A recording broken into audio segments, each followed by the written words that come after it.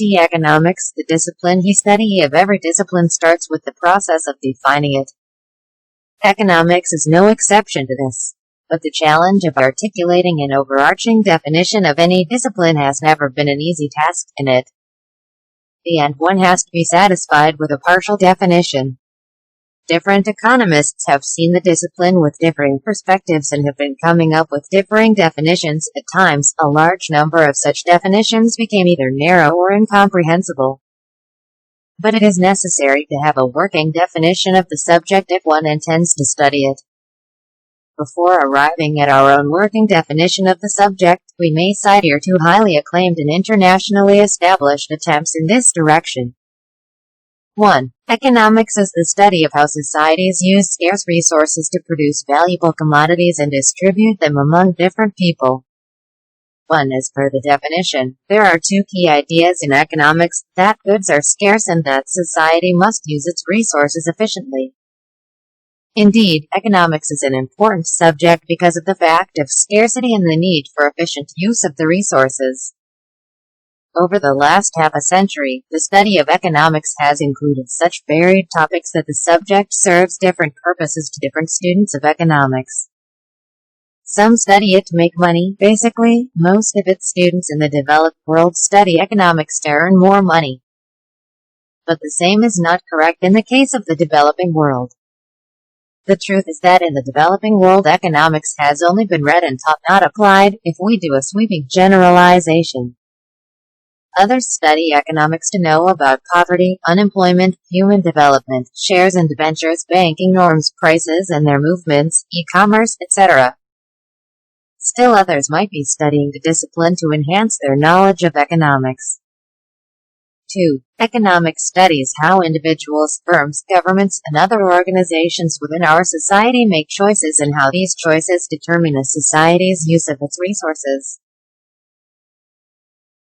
2. Human life depends on the consumption of various materials which are made up of the resources available on Earth.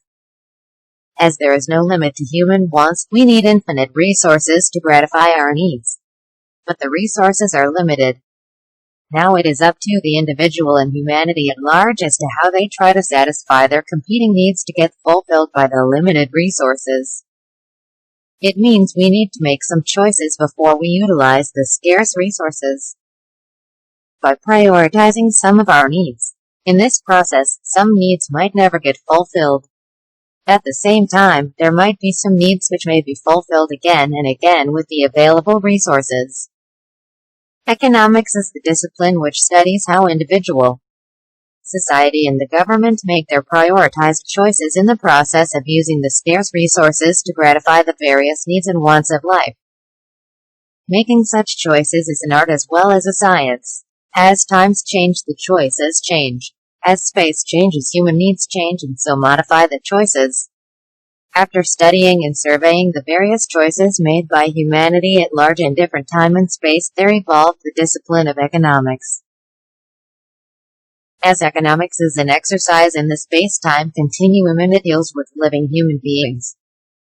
It is a very dynamic subject and should only be read in this perspective to have the real feel. A working definition _blank, it is essential to feel the subject one intends to study. The fundamental way of doing this is starting with a definition of the subject. But the definition, times, or even most of the times, becomes very abstract, jargon-laden and technical. Such a definition might not give a proper feel and understanding of the subject to a person who does not belong to economics. Most of the students of economics face difficulty in understanding the complete meaning of the definition. That is why a very general and layman's definition is needed. Human beings in their day-to-day lives are busy doing so many things. There are different activities we are involved in throughout our lives. These activities fall under different categories. Economics studies the economic activities of mankind. Similarly, political, social, and administrative activities of mankind are studied under political science, sociology, and public administration, respectively. That is why these disciplines are broadly categorized as humanities, as all of them study human activities. There are many more specialized human activities which are studied under many more disciplines. Which activities of mankind are economic activities? The activities which involve profit, loss, livelihood, occupation, wage, employment, etc. are economic activities. Economics studies all these activities. Today, economics has many branches and studies highly diverse subject matters right at the global, macro, and micro levels. Why do some people go for fuel-efficient cars while others go for fuel-guzzling sports cars? Why the poor are poor? Is capitalism doomed to intensify economic inequality? Will the process of globalization be able to bridge the poor-rich divide and have a universal homogenizing impact on the world? Such varied and many more questions fall under the domain of economics. These days, we also can see information technology giving a typically new dimension to economics.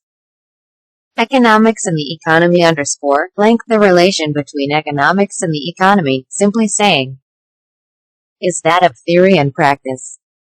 While the former is a discipline study economic behavior of human beings, the latter is a still frame picture of it. Economics will come out with theories of market, employment, etc., and an economy is the real picture of the things which emerges after the application of those theories. Economy is economics at play in a certain region. This region is best defined today as a country, a nation, the Indian economy, the Russian economy, the French economy, etc. Economy as such means nothing. It gets meaning once it is preceded by the name of a country, a region, a bloc, etc.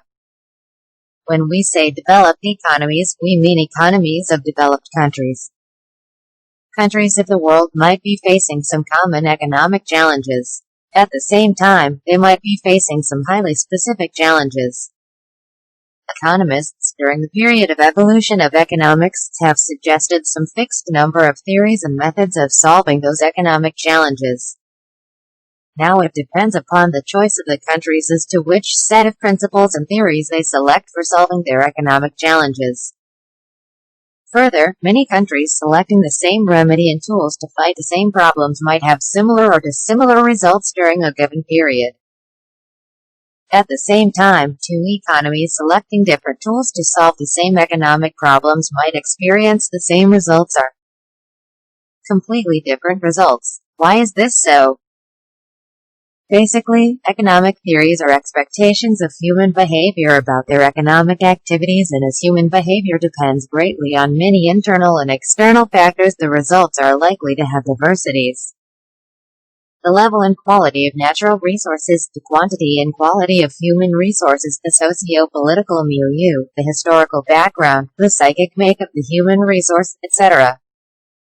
are some of the factors which individually as well as collectively impact an economy while carrying out economic activities. These things make it highly difficult for economists to forecast the kind of impact a particular economic policy will have on a particular economic setting. Ultimately, implementation and delivery systems also play a highly vital role in solving economic challenges in a country, which economists started studying after the 1960s. Therefore, it is correct to say that economics has less diversity than the economies. There will not be any exaggeration if we say that no two economies of the world are exactly the same, though we might classify them into broader categories like developed and developing, agrarian and industrial, etc. This diversity makes economics a highly interesting discipline. It is through these diverse facts of the economies that economists have been able to modify and remodify their ideas on the subject of economics. The evolutionary history of economics is nothing but modifications in the past theories on the basis of contemporary results and experiences of the economies. It will be correct to say that economics has developed out of real-life practices and especially from the evolution of practice into theory. As practices will be having newer dimensions, the theories of economics will also have newer and more imaginative dimensions. The focus of economics blank. What is the real purpose of study economics? What have economists ultimately been trying to articulate? And what has been the focus of economics in the economists since the birth of the discipline? Though economics today studies a wide range of issues and topics, if we take an overall picture, its essence has been very simple: the betterment of human life on Earth. improving living conditions of the humanity at large has.